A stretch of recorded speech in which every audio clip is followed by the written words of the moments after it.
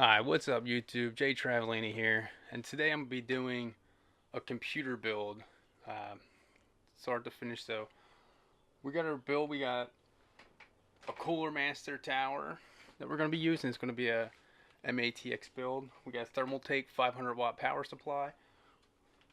It's going to be our storage drive. It's a 2 terabyte 7200 RPM mechanical drive. Along with what we picked up today, we got a SSD from Inland, which is actually an NVMe M.2. So we put that on the motherboard.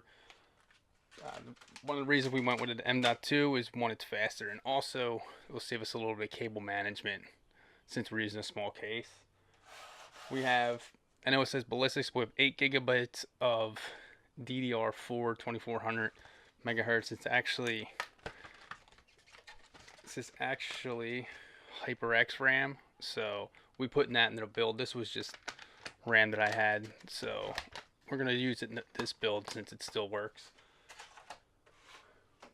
We have an ASRock B450M Pro 4 motherboard that we're going to be using, along with what we picked up today is a Ryzen 5 1600. And I can put in the description after it's all said and done what the price was if people would like. Right now we don't know, not 100% sure. I think we're going to go with a 1050 Ti, but we're still waiting for that to show up. So we're going to get the build complete, and then when a 1050 Ti shows up, we'll put that in there and finish out the build. Alright, so here's the motherboard outside of the box. So what we're going to do is we're just going to start piecing this together. I usually just build right on top of it up until the point where I'm ready to put it into the case. So we'll be putting the M.2 on, we'll be putting the processor in. I'll put the RAM in, and we'll also do the air cooler while it's still out of the box. Air I'll do outside the box. Water coolers I'll usually just do once I get it into the case. So let's get started with putting this build together. So with the stock AMD air cooler, you'll notice it has the screws on the side. So we're actually going to have to see, since it has these, we're actually going to take these screws out so that we can mount it. Alright, so I got a Phillips head screwdriver, so we're going to take these off because we're not going to actually use these. They're just mounting brackets. I've used them before when I water cooled a 2700, but for this we are not going to need them, so I'm going to take them off. We're going to leave the screw holes, the bracket, because we're going to use that with the stock cooler. And I will save these because if myself or whoever ends up buying this PC decides they want to water cool, at least they'll still have them. Now the CPU that we're going to put in now, you want to lift the lever. You'll see that these are pins all across the bottom, and there's a little arrow here. You're going to want to line that up with the arrow here. And you're going to want to kind of just drop it in. You don't want to give it any type of force. You see how it just popped in? You don't want to force it because you don't want to bend those pins. So now we're in place. For some reason Ryzen always goes sideways. So now we're seeing this has already got pre-applied thermal compound. So we're just going to place this. I wanted to have that up top, but it won't, so I'm going to have it off to the side. So I'm just going to place it like that and tighten it down. So I usually like to use a star pattern. So I'll tighten one, I'll get it started, and I'll go to the other side and I'll start that one. So we'll start tightening those down.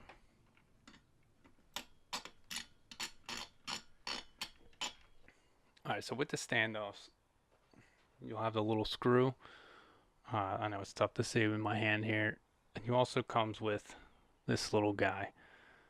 So you pretty much just start it. I like to start it by hand. And then you're going to take your screwdriver, which goes to this, and you're actually going to tighten it down. So it'll fit over it just like it would any type of nut. And you're just going to tighten. You don't want to over tighten it. You don't want to strip it out, but you just get it nice and snug in there. So turn it, that's about it. So you want to do that for all the standoffs for your motherboard, depending on if you have a MATX or just a regular ATX in a mid tower. Cooler Master cases, for the most part, you have to put them in. NZXT cases that I've worked with already had all the standoffs in there, which was pretty nice.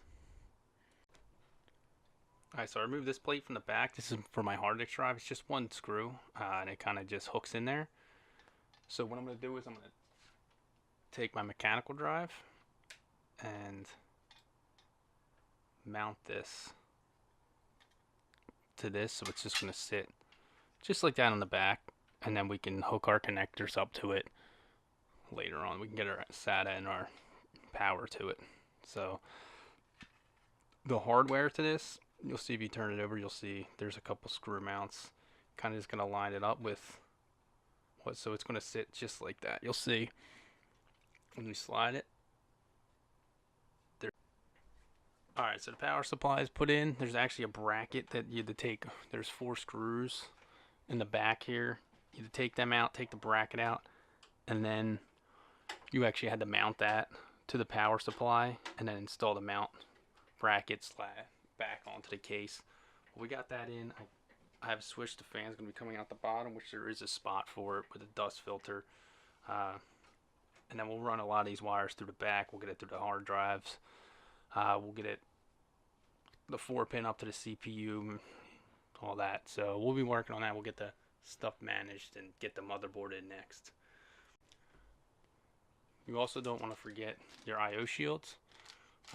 It's one thing that I have missed on builds and had to take my motherboard out and then reinstall because I forgot the I/O shield. So you want to just put this in. It goes in through the back and you just push it in. So you always want to make sure your audio here is always at the bottom. So we'll slide that in real quick.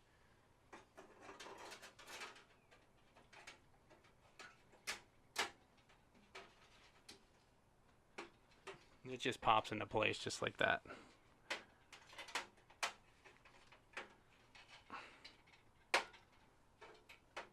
You will come across motherboards that have them built into it. My motherboard I have in my computer had it built on, so sometimes you don't have to install it, but most of the time you'll have to install it, so don't forget to do that before you start building it. So what I'm going to do now is I'm going to take, I got my power supply and I got my wires figured out for a little bit for the most part. These I'm probably going to be running up through here a lot. I'll run my 24-pin connector, I'm probably going to run it up through here onto the motherboard. My 4-pin will run through the back, up through. There's a little slot up here I can run it in. So I'm going to mount my motherboard, and then we're going to start figuring out all my cable management, since I have a pretty good idea where I'm going to run it all. And then hopefully we can do away with this big mess down here. If you had the money, you could use a modular power supply, which would save you a lot of wiring, but this was a more of a lower end budget, so it wasn't modular. Alright, so usually I just grab this by the air cooler and I just slide it in. I match it up with our I/O shield. Since it's all together, we kind of slid it in and I push it. You'll see it set. There's usually a set standoff, but I got one screw in the middle, and I'll just work my way around. I usually start with the top left because it's usually the hardest one to get to, and I'll put them all in, but loosely.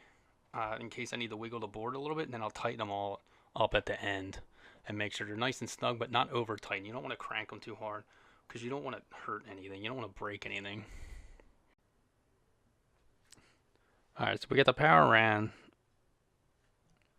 All our inputs hooked in. Our fans are hooked up.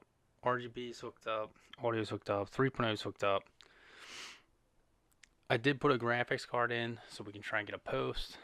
The one thing I don't like about this case is these kind of like you snap them off and then you aren't able to replace them. Like I can't put it back in.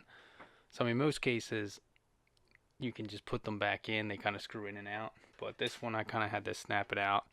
It is a lower end case, I guess, but you know. Alright, so we got the PC built. It's pretty much good to go. I know it powers on. We can actually power it on now.